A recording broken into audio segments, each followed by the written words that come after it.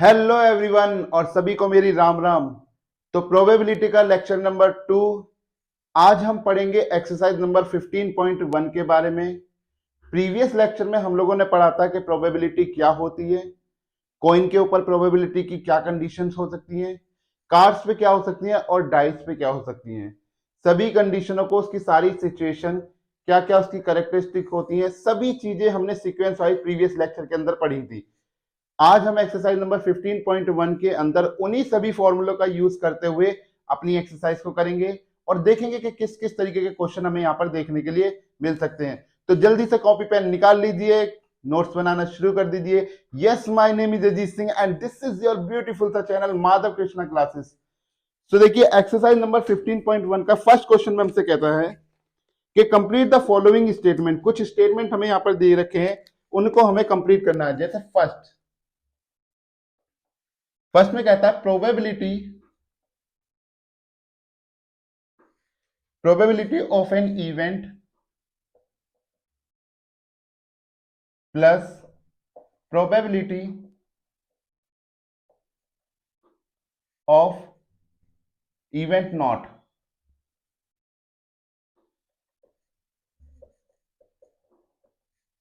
Dash.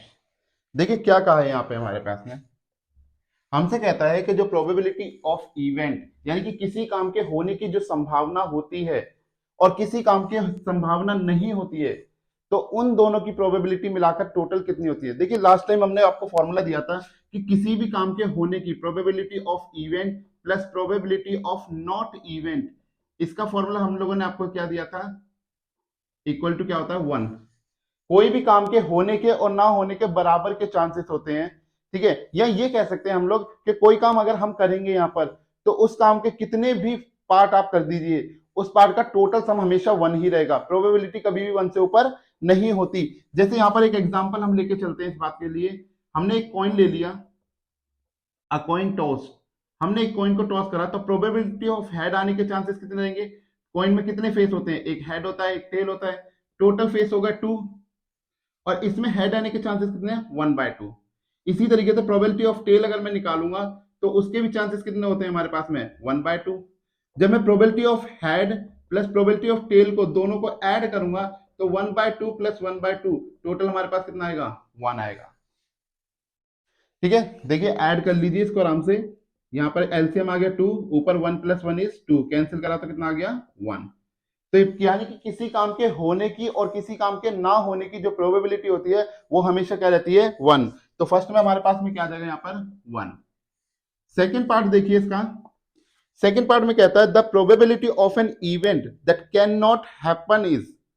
अगर कोई event ऐसी है जो हो ही नहीं सकती, जैसे मैंने कहा कि आसमान में जो सूरज है वो आज पश्चिम से निकलेगा, क्या ऐसा पॉसिबल हो सकता है कि कभी भी सूरज पश्चिम से निकल जाए या मेरे कहने से निकल जाए?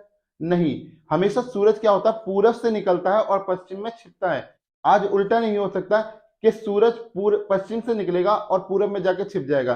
तो ऐसी इवेंट जो पॉसिबल ही नहीं है, ऐसी इवेंट को हम लोग क्या कहते हैं यहाँ पर, जीरो इवेंट। कि यहाँ पे पॉसिबल ही नहीं है, तो क्या हो जाएगा ऐसी event zero. Such an event is called, इस इवेंट का नाम क्या हो जाएगा, इम्पॉसिबल इवेंट।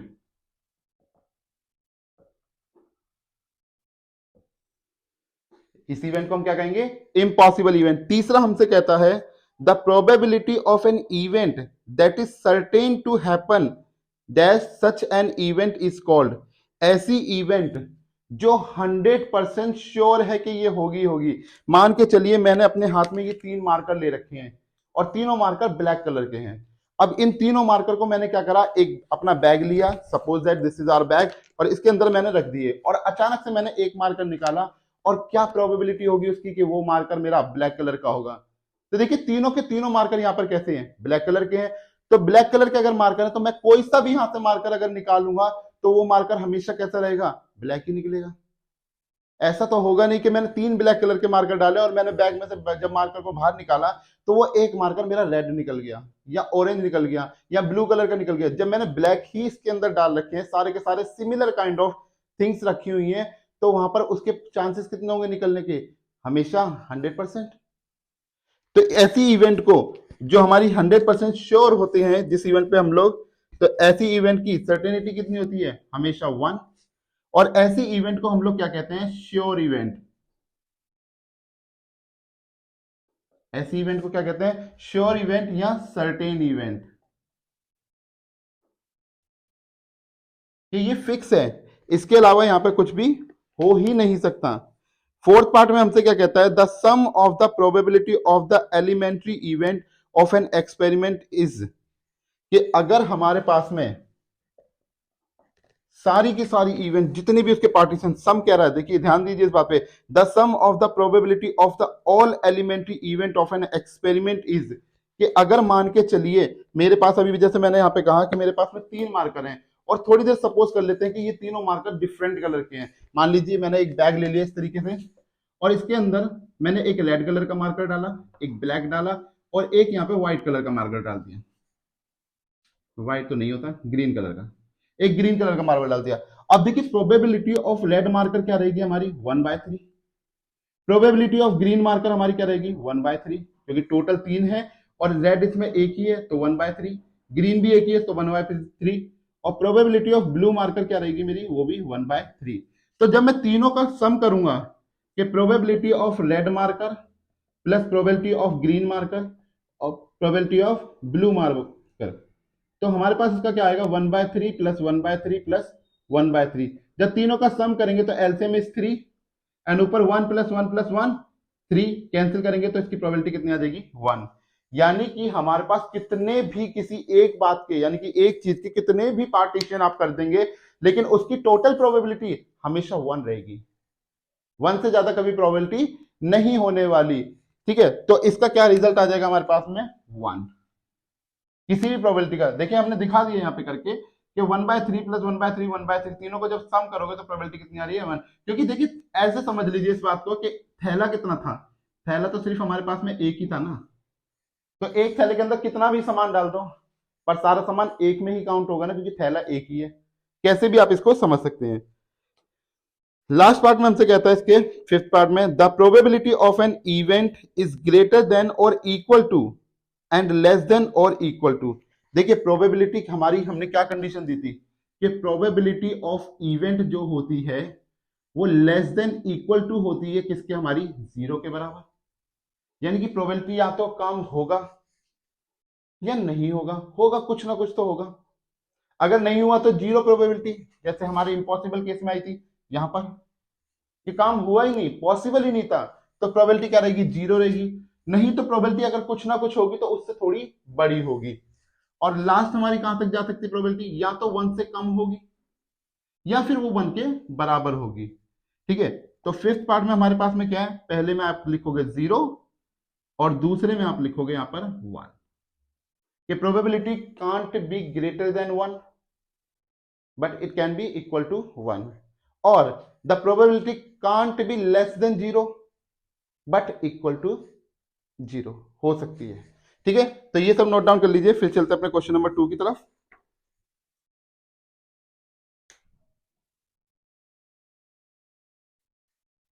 चलिए, तो देखिए यहां पे अगला क्वेश्चन क्या कहता है हमसे। जो लोग लेक्चर को मोबाइल पर देखते हैं वो इसका स्क्रीनशॉट लेकर भी बाद में उतार सकते हैं, या फिर वीडियो को फिर पॉज करके ही सबसे अच्छा ऑप्शन रहता है कि आप उस तरीके से भी इसको कर सकते हो। चलिए दूसरा क्वेश्चन हमसे कह रहा है, which of the following experiment have equally likely outcome. कौन कौन से एक्सपेरिमेंट, हमारे पास में कुछ यहाँ पर एक्सपेरिमेंट दे रखे हैं और उसमें पूछ रहा है कौन कौन से एक्सपेरिमेंट हमारे जो है वो इक्वली लाइकली है। तो देखिए इक्वली लाइकली का मीनिंग मैंने लास्ट टाइम भी आप लोगों को बहुत अच्छे से समझाया था कि इक्वली लाइकली का मतलब क्या होता है? Equally likely outcome. अगर किसी इवेंट की, मान लीजिए जैसे मैंने एक कॉइन टॉस करा, एक कॉइन को टॉस करा, टॉस करने पर उसमें या तो हेड आएगा या उसमें टेल आएगा। कॉइन के अंदर या तो आपका हेड आएगा या आपका यहां पर टेल आएगा। तो प्रोबेबिलिटी ऑफ हेड हमारे पास कितनी आएगी? यहां पर 1/2, और प्रोबेबिलिटी ऑफ टेल क्या आएगी? वो भी 1/2।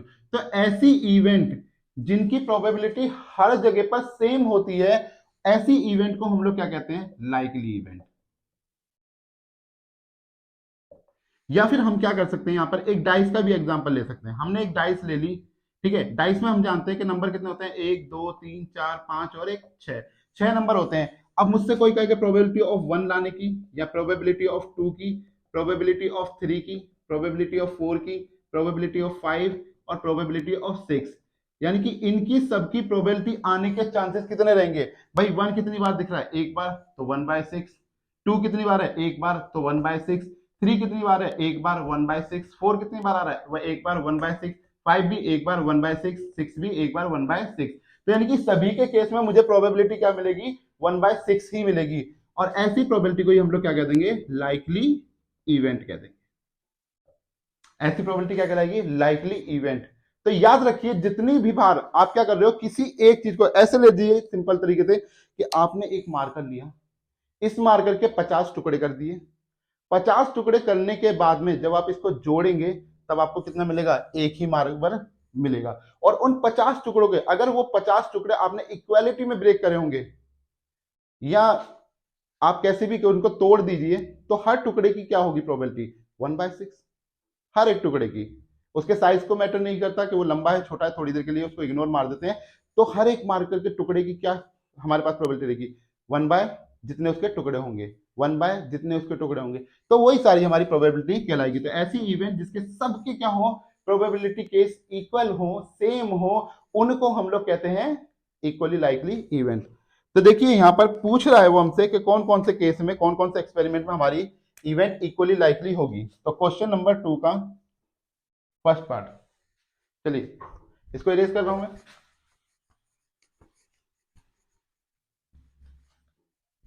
चलिए, तो क्वेश्चन नंबर 2 का फर्स्ट पार्ट में देखिए क्या कहता है। हमसे कह रहा है, एक तरफ हम लिख लेते हैं इक्वली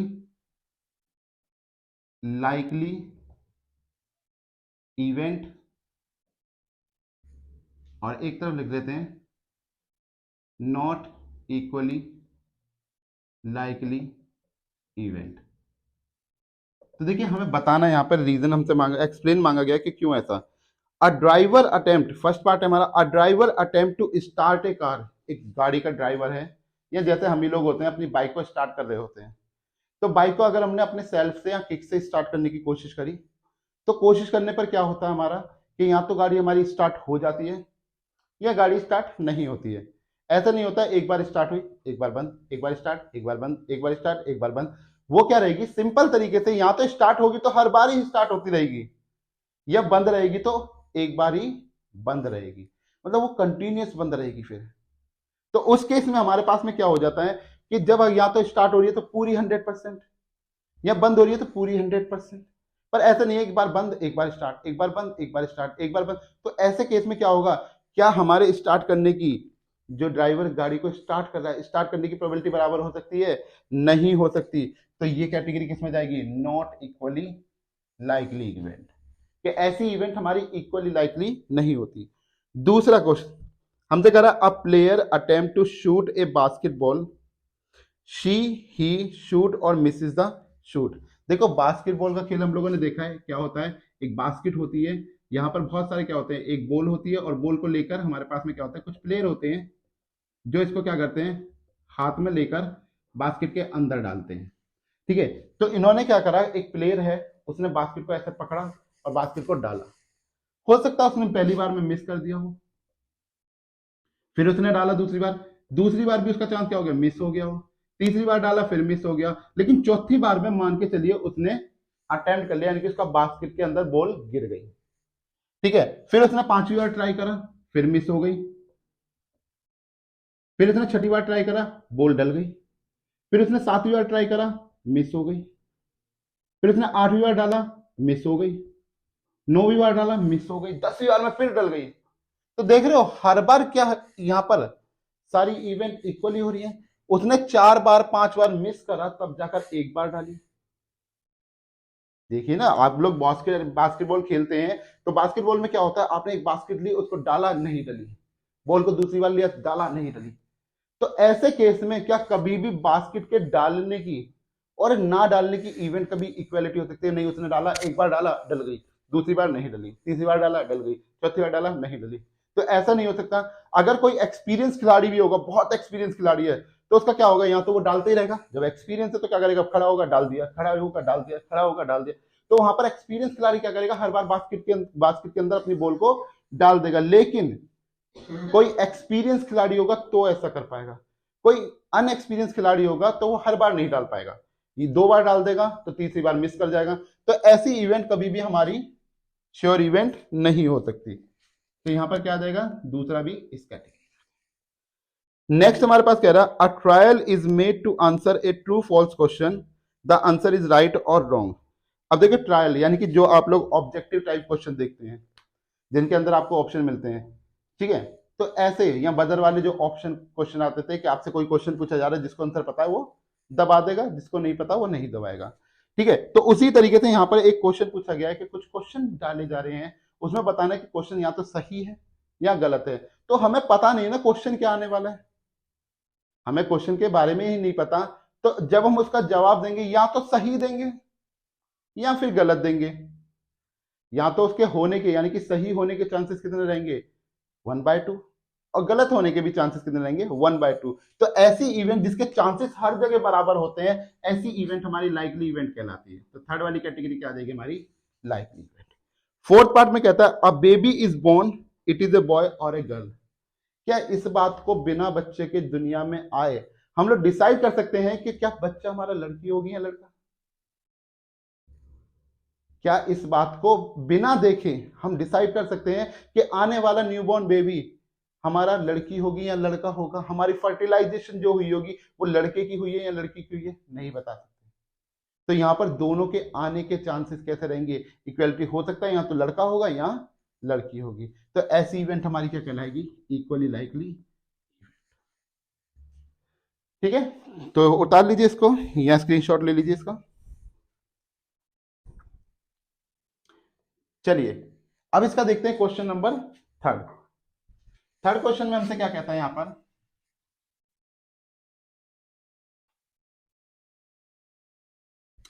थर्ड में ही कहता है, why is tossing a coin consider to be a fair way of deciding which team should get the ball at the beginning of the football game. देखिए एक गेम हो रहा है, उस गेम के अंदर क्या करते हैं, आप लोग सभी लोगों ने देखा होगा, पहले टॉस होती है, एक कॉइन लिया जाता है और उससे टॉस करी जाती है।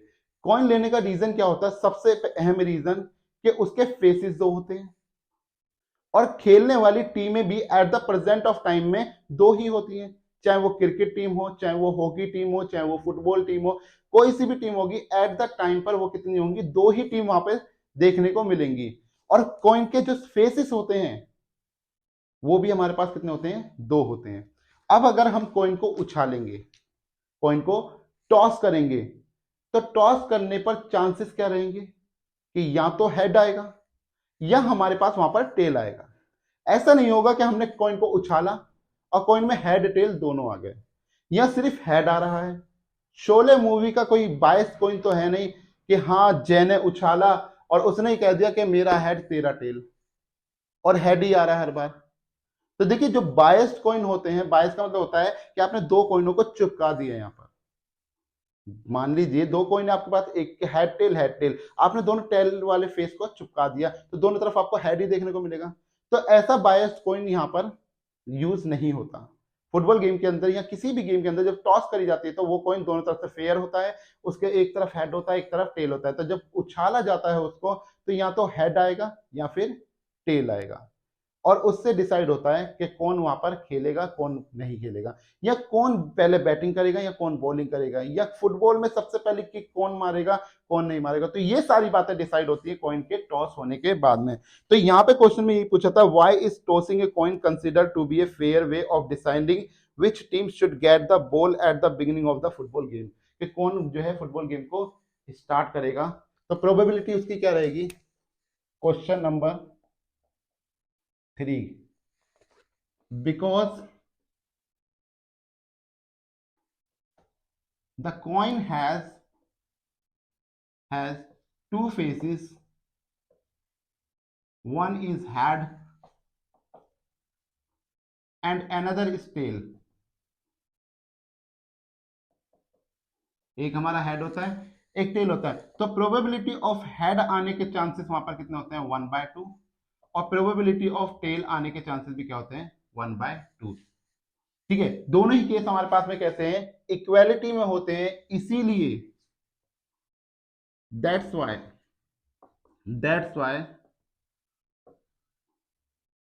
ठीक है ना, because the coin has two faces, one is head one other is tail, that's why this is the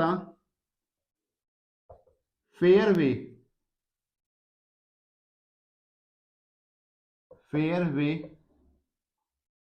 two start the game.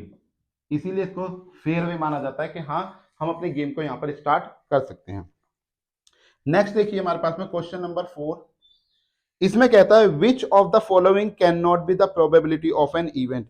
इनमें से हमें देखिए 4 ऑप्शन दे रखे हैं, 2/3, बी दे रखा है माइनस का 1/5, सी दे रखा है 15% और डी दे रखा है 0.7। तो देखिए लास्ट टाइम हमने आपको इस बारे में फिर बताया था कि प्रोबेबिलिटी देखिए फ्रैक्शन में हो सकती है, 15% करोगे तो 15/100 लिख लोगे, यानी कि डेसिमल में भी हमारे पास में प्रोबेबिलिटी आ सकती है, ये भी डेसिमल है आ सकती है, लेकिन प्रोबेबिलिटी कांट बी नेगेटिव, कि प्रोबेबिलिटी हमारी कभी भी नेगेटिव नहीं हो सकती। जिसका एग्जांपल मैंने क्या कहा था कि अगर आप अपनी मम्मी से कहोगे कि मम्मी आज मुझे -2 रोटी खिला दो, तो मम्मी 2 चांटे तो खिला देंगी, लेकिन -2 रोटी नहीं खिलाएंगी। 2 रोटी कैसे मिलेंगी माइनस की, क्या माइनस की रोटी हो सकती है, नहीं, अगर रोटी बनी होगी तो वो प्रेजेंट होगी और उसकी कुछ ना कुछ वैल्यू जरूर होगी। ठीक है, तो प्रोबेबिलिटी कभी भी हमारी नेगेटिव नहीं होती, इसलिए हम यहां पे लिखेंगे प्रोबेबिलिटी कांट बी नेगेटिव, कि प्रोबेबिलिटी हमारी नेगेटिव नहीं हो सकती, और ये हमारा क्या हो जाएगा आंसर। ठीक है, चलिए नेक्स्ट बात करते हैं इसमें क्वेश्चन नंबर 5 पे। 5 में हमसे क्या कहता है कि इफ प्रोबेबिलिटी ऑफ इवेंट, अगर हमारे पास में प्रोबेबिलिटी ऑफ इवेंट 0.5 है, 0.05, तो कहता है कि what is the probability of not event. तो हमें निकालनी यहां से कि probability of not event, this bar is denote the complement of the event, तो ये हमारे पास में क्या होगी। तो देखिए फॉर्मूला क्या दिया था इसका कि probability of event plus probability of not event is equal to क्या होती है हमारे पास 1। अब प्रोबेबिलिटी ऑफ इवेंट हमें पता है कितनी है 0.05, और प्रोबेबिलिटी ऑफ नॉट इवेंट हम लोगों को यहाँ पे निकालनी है, तो इक्वल टू 1। तो क्या रिजल्ट आ जाएगा, probability of not event is equal to 1 minus 0.05। जब आप 1 माइनस करोगे 0.05 का, तो ये क्या होगा आपका, इसमें से घटाने पर मिलेगा 0.95। तो this is the probability of not event. ठीक है, तो नोट डाउन कर लीजिए इसको, फिर चलते हैं हम अपने अगले सवाल की ओर।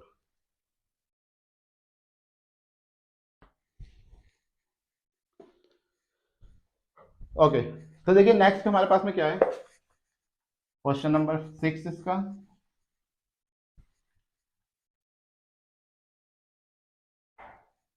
चलिए, तो नेक्स्ट क्वेश्चन में कहता है अ bag contain lemon flavour candies only. एक थैला है हमारे पास में या एक बैग है हमारे पास में, उसके अंदर हमने लेमन टेस्ट वाली क्या करी, कैंडी डाल दी, कैंडी मतलब टॉफियां, लेमन टेस्ट की हमने क्या कर दी, यहां पर टॉफियां डाल दी, केवल लेमन की।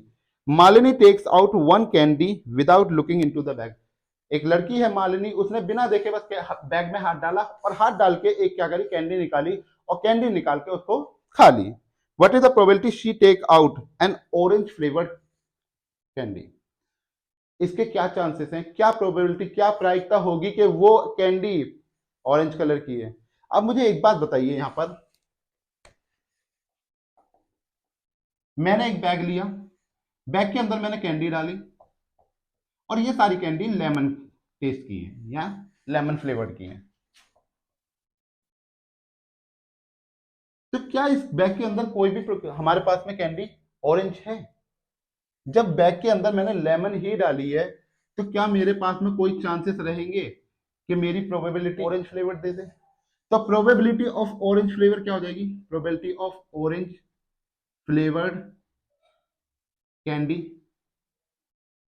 तो उसकी प्रोबेबिलिटी क्या हो जाएगी, 0, क्योंकि जब इसमें बैग के अंदर है ही नहीं कोई ऑरेंज कलर की कैंडी तो निकलेगी कहां से। तो ऐसी इवेंट हमारे पास में पॉसिबल ही नहीं है।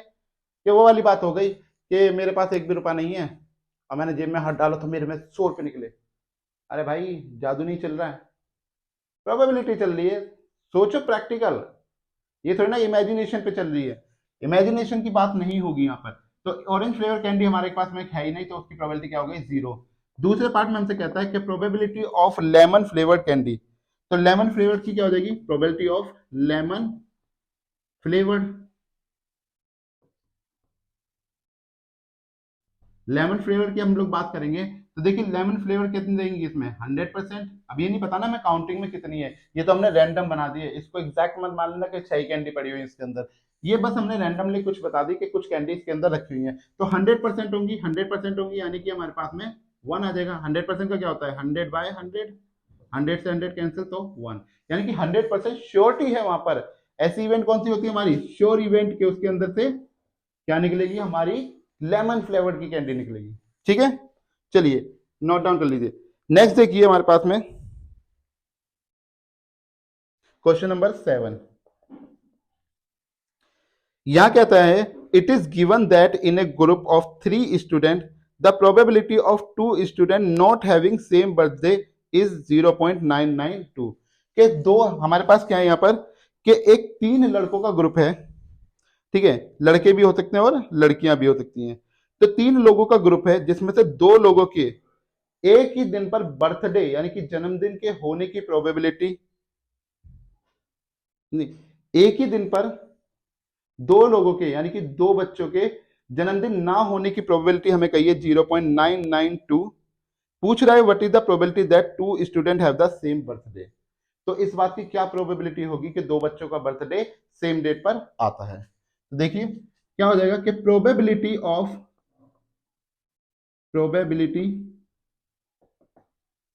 ऑफ टू स्टूडेंट या two person birthday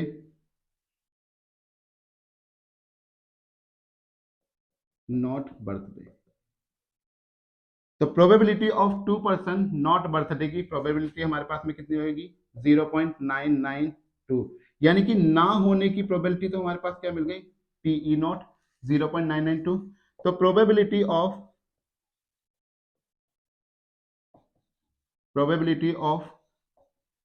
2 person birthday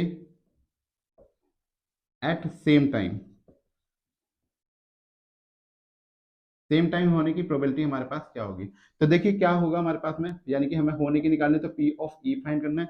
formula क्या था, P of probability of event plus probability of not event is equal to 1।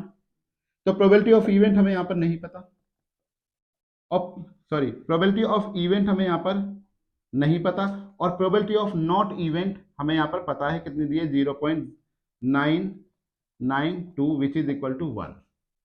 तो यहां से क्या आ जाएगा हमारे पास सॉल्व करने के, probability of event is equal to 1 minus 0.992। जब इसको सब्सट्रैक्ट करेंगे तो हमें मिलेगा 0.008।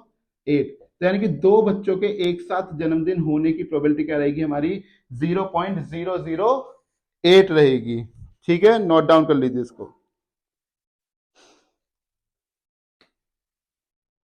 चलिए अगला क्वेश्चन देखते हैं अब इसके बाद। देखिए नेक्स्ट क्वेश्चन में हम लोगों से क्या कहता है, इसने कहा अ bag contain 3 red ball 5 black balls. एक बैग है हमारे पास में, हमने एक बैग ले लिया, अब इसके अंदर 3 तो रेड बॉल हैं और 5 इसके अंदर ब्लैक बॉल है। तो टोटल बॉल कितनी हो गई यहां पर, total balls equal to 3 + 5, total मिलाकर 8 बॉल्स। अब हमसे कहता है यहां पर a ball is drawn at random from the bag, मैंने बैग में हाथ डाला और बैग में से एक बॉल रैंडमली निकाल ली। What is the probability that the ball drawn is red. पहले क्या मांग रहा है हमसे, फर्स्ट पार्ट कह रहा है प्रोबेबिलिटी ऑफ रेड बताइए कि रेड आने के कितने चांसेस रहेंगे। तो देखिए फॉर्मूला आप लोगों को अगर याद नहीं है मैं एक बार फिर लिख दे रहा हूं कि number of favourable outcome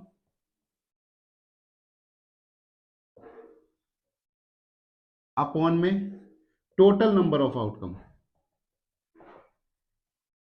formula क्या होता है हमारा कि number of favourable outcome upon में total number of outcome.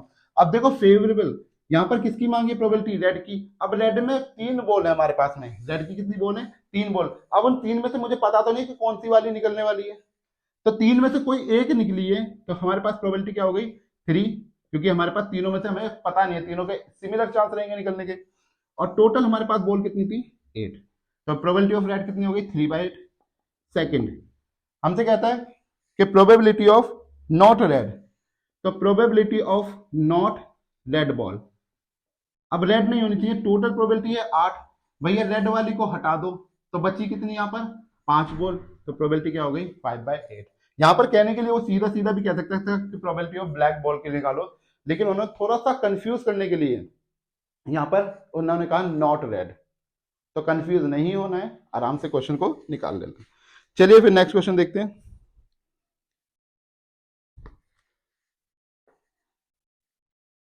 Okay, तो नेक्स्ट क्वेश्चन देखिए इसका।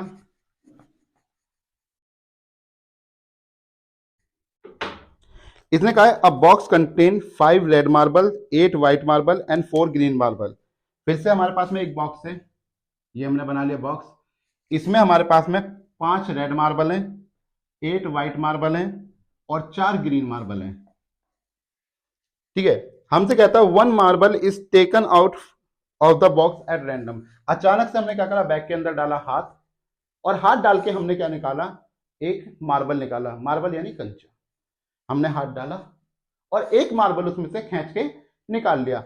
अब जो मार्बल मैंने निकाला, क्या चांसेस है उसके कि वो मार्बल हमारा रेड कलर का है या व्हाइट कलर का है या ग्रीन नहीं है। तो देखिए पहले ये देख लेते हैं कि टोटल मार्बल कितने हमारे पास में। तो टोटल मार्बल्स इन अ बैग, बैग के अंदर टोटल मार्बल कितने हैं हमारे पास में 5 + 8 + में 4, टोटल 17 मार्बल। अब हमसे कहता है फर्स्ट केस कि प्रोबेबिलिटी ऑफ रेड मार्बल बताइए कितनी होगी। तो टोटल है 17 और रेड हमारे पास है यहां पर सिर्फ 5 मार्बल, तो 5/17। दूसरे केस में हमसे क्या कहता है कि प्रोबेबिलिटी ऑफ व्हाइट मार्बल, कि प्रोबेबिलिटी ऑफ व्हाइट मार्बल क्या हो जाएगी हमारे पास में, टोटल है 17 और 5 हमारे पास में व्हाइट मार्बल है यहां पर 8, सो 8/17। थर्ड पार्ट में हमसे कहता है कि probability of not green marble, green नहीं होना चाहिए, इसका मतलब प्रोबेबिलिटी ऑफ रेड मार्बल, यानी कि या तो फिर वो रेड होगा या फिर प्रोबेबिलिटी ऑफ व्हाइट मार्बल, या फिर वो व्हाइट मार्बल होगा। जब अगर हरा नहीं है तो हरे को छोड़ दो, या तो वो रेड निकला होगा या फिर वो व्हाइट निकला होगा। तो प्रोबेबिलिटी ऑफ रेड मार्बल कितनी थी हमारे पास में 5/17 और प्रोबेबिलिटी ऑफ व्हाइट मार्बल थे हमारे पास में 8/17। दोनों का एलसीएम 17, ऊपर आ गया 5 + 8, टोटल मिलाकर 13/7। तो this is the probability of not green. ठीक है, नोट डाउन कर लीजिए।